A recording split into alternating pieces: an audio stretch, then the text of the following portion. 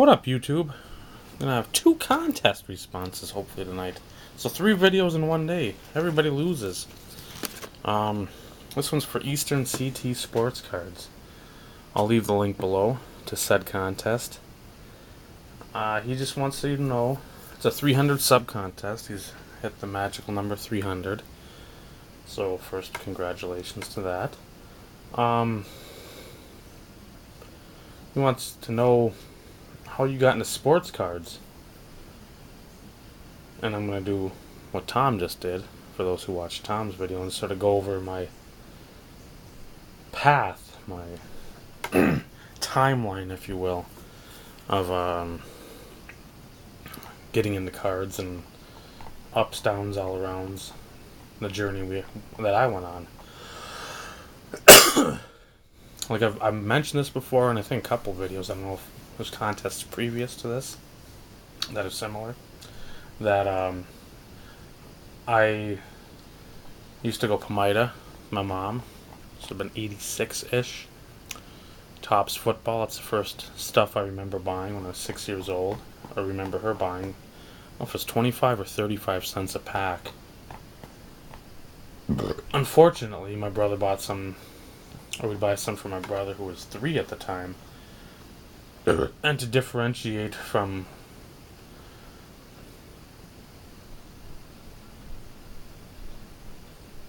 knowing whose cards were what, we'd write on the back of them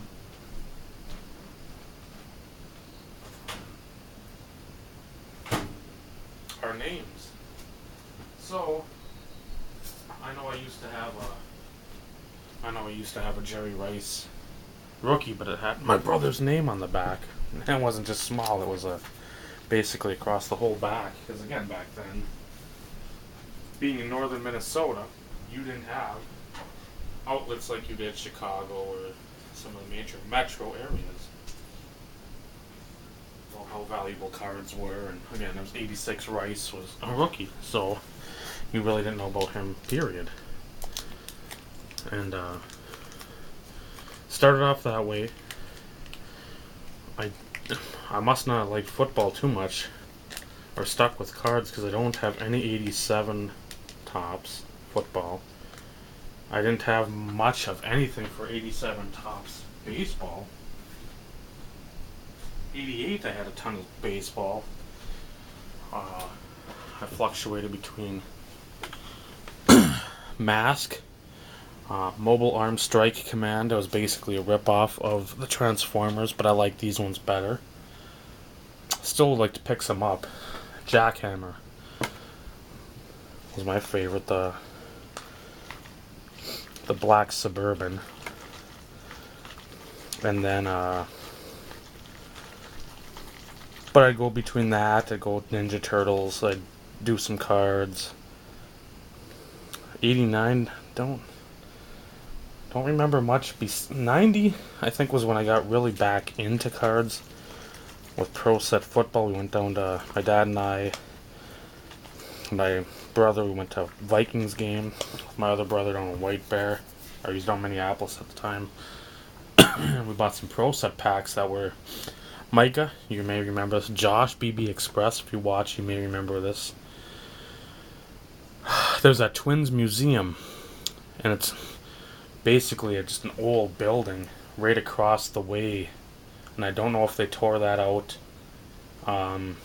with putting this new stadium in, but it used to have all kinds of stuff in there. I mean, just pictures, newspaper articles, jerseys, pennants, and it had cards. And Purdue Cincinnati, a barn burner, by the way. 8.5 to left.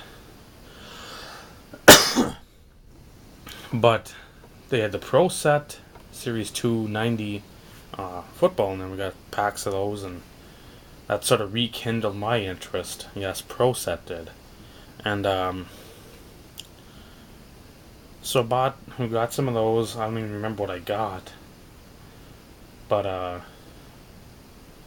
bought those, and then continued buying packs here and there. I was more into basketball because I probably bought '89, '90, '90, '91, hoops, and Skybox. I remember when Skybox came out with the copper border. Those things were the shit. Going to the grocery store after church, being able to get a couple packs, and getting the Sean Kemp rookie, which I was so excited about. Um, Getting that stuff. And that also helps you just watch when you're watching sports. Like, I know this dude. I've got a trading card of him. And it gets you more involved, and so on and so forth. So continued buying. 91 Upper Deck. Funny story about that. The grocery store, which we bought cards at, which I now work at, lucky me, is kitty corner from the Catholic Church. They used to have religion every, I want to say Wednesday, and this again before the rape vans started popping up everywhere. Or you'd have, what we were in fourth grade, just have fourth graders walking over to the church from the school 3, 4, 5 blocks away doing religion. And one of the kids pulled the Jordan baseball SP out of Upper Deck 91.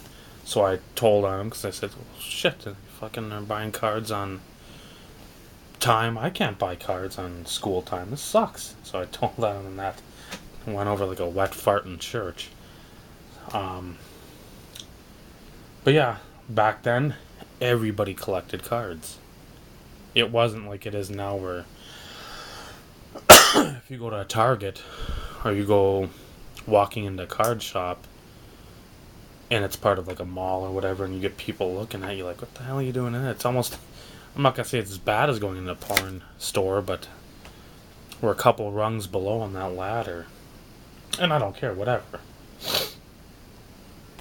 But back then, everybody collected because everybody watched sports. It's cheap. 91, we moved from Ely to Superior. We took a road trip, mom, dad, brother, and I, down through the south to visit and basically connect with his family again. So we went down Iowa, where he's from, in Ottumwa, Missouri, Arkansas, Tennessee, Kentucky, back up through Bowling Green, Indiana, Evansville, Indiana, and we came back up through Baraboo, Wisconsin, all that stuff. Stopped at a couple shops along the way. I don't know what store in Waterloo. They had either 90 score factory sealed sets for baseball, or there was 90 Donruss maybe, or 90 Fleer. It might have been 90 Fleer. And I wanted the 90 score because it had the Frank Thomas in it. Huge Frank Thomas fan, obviously. And Juan Gonzalez was in there, and Kevin Moss, Olerud, the Bo Jackson, had the shoulder pads on with the bat.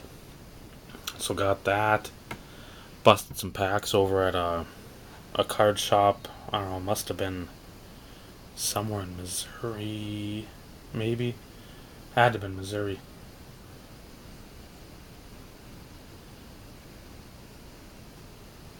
Ooh, that's an amazing shot that dropped for Cincy at the buzzer. Anyway, stopped there and there's minor league cards and packs. So I bought a pack of those and got the Juan Gonzalez minor league card, which at the time booked for I think like 15. See that now on eBay, you can get that thing for probably like $2 shipped, which I'm trying to do.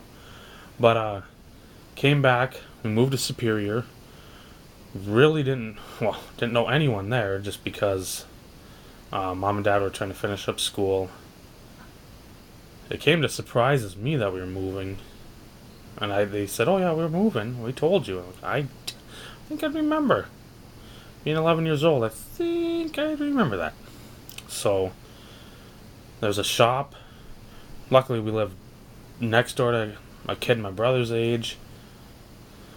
The next door down was a kid 2 years younger than me, and 2 doors down from that, there's a kid 2 years younger than me. And I mean, we were in a good neighborhood with kids. I mean, there's a lot of kids. So, hey, where are the shops? Do you have a shop with sports cards? Do you collect? Do you collect? So on and so forth. Yeah, anyway. Um, so there's Globe News at the Tower in Belknap and Superior, and there's Sports Zone over in the Miller Hill Mall. At first, we spent a lot of time over at Globe. Chuck used to work there, big guy. At least big back in the day. Really didn't. We bought packs, but not many. Because this is when the hobby started ticking up a little bit price wise. It used to be cheap for Topps, Donruss, and Fleer. Upper Deck came in, premium shit. Then 92 started, then Donruss, I think, was $2 a pack. But it had inserts like the Diamond King, the Elite, which were in their second year. But so those, I mean, you looked at them and you're like, oh man, I want to get one. I think the first one I pulled was a Bagwell, which at the time was $12. And Fleer, Upper Deck, we all know with the whatever they're like the Ted Williams heroes or the Hank Aaron heroes or Reggie Jackson, Nolan Ryan, when they had the 9-12 card set, plus you got a chance to get the autograph. We all know about that. This was other stuff though. Fleer had the jumbo packs, the rookie sensations.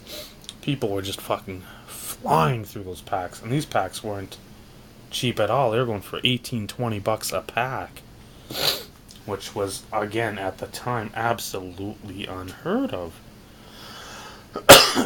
So if you didn't hit a rookie sensation, the guys breaking would just leave the cards there and say, here, you kids take them. So I mean, we'd load up commons and stars. I mean, Ripken, Gwynn, Puckett, it didn't matter. If it wasn't that rookie sensation blue foil card peeking out, who fucking cares?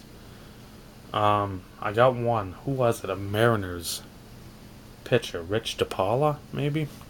I pulled that one before they got hot. I think it was like $4 a pack when I bought in. But, so did that, started buying more packs. As had a paper route, could do that, and you got $45 a month, $50 a month for that. Once a week, every Wednesday. It was a pretty big area, but still, $50 at the end of the month. That's $50 when you're 12, 13. Then, as a lot of you all know, that's big money. So I was able to buy. In the beginning of '93, they had like the repack things at Walmart with 2 jumbo packs, I think, of Bowman Baseball '92, which were absolutely on fire, as you all remember. So I was able to get that. Able to just get a lot of cards that one wouldn't think you'd be able to get. And then, again, at the time, you had so many people collecting. My brother's classmates' dads fucking just ripped the shit out of wax. I mean, you got the Shaq Beam team. He was getting all these big money cards. It's like, holy Christ, you're sitting on a mint. If he still has them, he ain't sitting on a mint. But still, it's just all kinds of stuff that back in the day, you're just like, holy shit, you got that? You got what? You got that? That Beam team, I saw that, and I'm like, this is, right now, this is the holy grail card. It's like a $200 card. So kept on buying wax, and I mean, really, player collecting at the time, it wasn't really. I liked Thomas. I still liked him. Anytime I try to get Thomas. Jose Canseco, McGuire, Juan Gonzalez. I'm trying to think who else. Manny Ramirez, Cliff Floyd. I was a big Floyd fan. Brian Taylor for the Yankees. So, just ripping wax, seeing what you can get. About 94, though, it slowed down because that when the baseball strike hit, I fucking didn't even care about baseball for probably 2 years until then 96 Donruss came around. Then I jumped back in. So I went to football and just loaded up on football. Plus we moved back in '94, the summer of '94, and came back up, reconnected. I mean, I hadn't lost connections with my friends here from before because we came up here or back to Ely to visit every couple months or whatever, and so reconnected with them. Everybody still collected. It's still 7th, 8th grade. We hadn't hit the years of driving yet, and chicks, really. So still collected. Really got into football heavy. 95, 94, yes, and 95 just insane amounts. Kerry Collins, Kyle Brady, Kajana Carter, guys from Penn State I was so big on. Aaron McNair from Alcorn State. Curtis Martin, Terrell Davis. Huge on them. I wasn't big on Rashawn Salam, which, if you look at my PCs, you'd think, yeah, he probably is a huge Salam fan, or a huge Salami fan. No. Just trading. My buddy would go to Duluth a lot and go to Collector's Connection. And that's when I think they had the 2 stores, one up at the mall and one downtown. So there's a lot of shit being ripped then, a lot of shit going in and out. So he amassed just this massive collection of Bettis cards and Curtis Martin stuff. And Falk, big running back collector.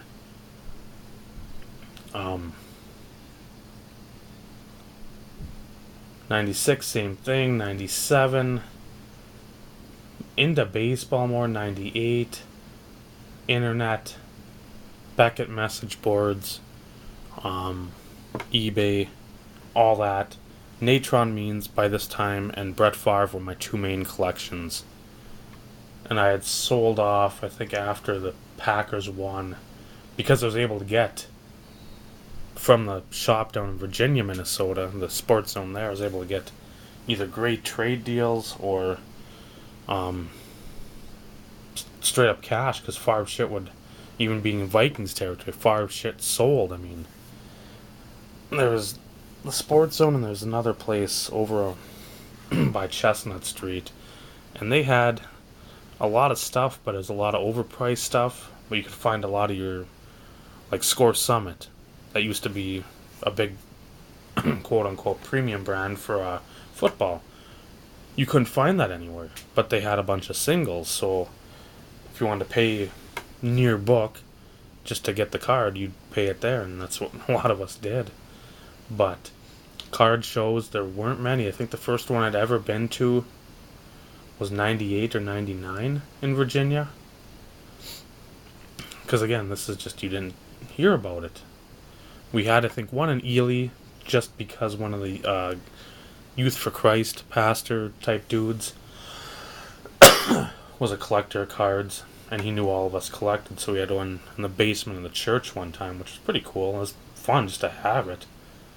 And 99, 2000, nothing but Beckett and eBay. Not Beckett the card, the message boards. I mean, and then they had on there, used to be buy, sell, trade, which is basically just a forum to trade. And you could put in there your price. You could put like $18 for, like, let's say, refractor auto rookie. Oh god, this Purdue can't hit the side of a fucking barn. You could put in like $18 / trade or TR. And then if you're looking to trade, and the info you could put, I'm looking to get Means, Kerry Collins, Troy Edwards, Abreu, somebody else, whatever. Whatever you could fit in that. There's like a mini Twitter type thing where you could fit 40 characters in there. And I mean, people I've known from there, I still am in contact with, and that's 16 years ago. And I still know what they collect. But I mean, dancing around the forums, Beckett had the message boards, which now are absolute fucking trash. The mid-2000s, those, if you're on Blowout, you see all the people posting there, Imagine that times about 100. I mean, and there were, it was just like high school. It was click after click after click. I know it was because I was in one of the agitating cliques, believe it or not. Me, an agitator, I know. Hard to believe. And just causing havoc, but I mean, we're buying, selling, trading, just fucking. It was almost like a trade night every couple nights, it seemed. Where, I mean, fucking people put up shit, bam. Money orders. Nobody remembers money orders or well concealed cash. Yahoo auctions. What was it called? There's another site that I liked. TTT cards. And there, I got a lot of stuff off there that was. You didn't have a big. It wasn't like. It was like eBay, but it wasn't. Because you didn't have 8 trillion people. You had probably about 30 or 40 people bidding on the same things. And they didn't go as nearly as high as eBay. But if you wanted to find the super rare shit, you'd go to eBay. Same as today. So, I mean, it's how the player collection stuff started probably 94 with Means. I wanted to collect Bledsoe, but his shit was too much. That's why I've got a lot of his stuff now, because it's dropped down a ton. And then Kerry Collins, I'd collected some. But again, most of the expensive stuff was super expensive then.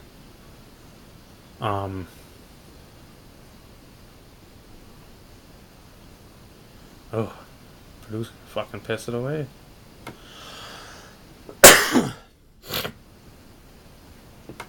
So that's, I mean, Northcutt collected at the end of 2000, his rookie year in December. McCown, April 2004. Josh Johnson, it was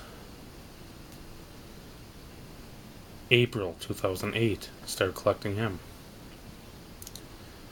Doug Martin, December 1st of last year. And a lot of these other guys, Keon Clark, I've collected since day one, but a lot of people that folks don't know. But yeah, it's always.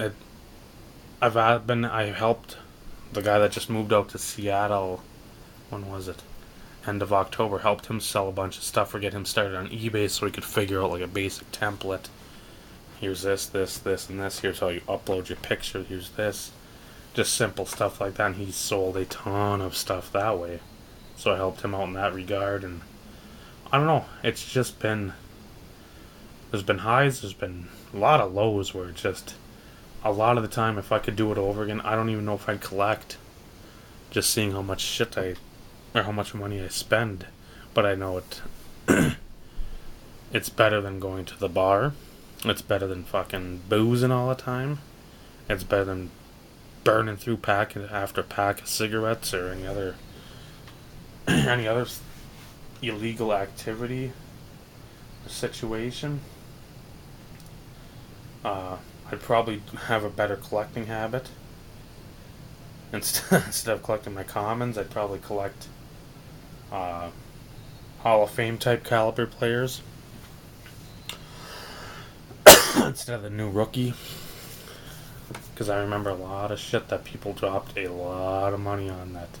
I'm guessing right now that they didn't do that. I had a buddy that collected Bernard Berrien. And I mean, he went hard after him. Dropped a ton of coin. Bet she wishes he'd better served getting some Jordans or Walter Payton or somebody of that nature. But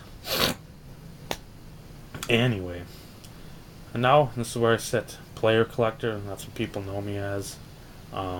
See if Purdue can do something in the last 3, 2, 1. Nope. Why would he? Wow, Purdue. Whew. Anyway, I hope this meets the criteria of said contest.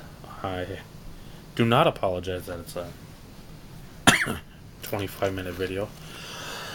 I did skip out quite a few bits in the late 2000s just because, well, the message boards sort of, the Beckett one, when that went, there's a lot of discourse and people were just pissed off at that, so they sort of fractured into various other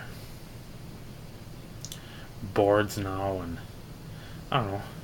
Still on there. It's not the same though. We had so much fun. 2003, 4, 5. Just tons of fun. So there it is. Best of luck out that way. Glad you got back in the hobby. It's always tough to, when you go away for a while, to stick around. So hopefully times get tough, or times there's some lean times, you make it through. And congrats again on 300 subs. Take her easy, YouTube. She's easy. Take her twice.